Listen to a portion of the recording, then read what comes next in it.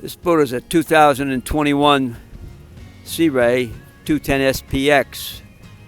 It's shown here in the lagoon blue hull side color. Boat's powered by a MerCruiser 4.5 liter 250 horsepower. You can see here it's got the Alpha 1 stern drive with a stainless steel propeller. It's got the ski tower.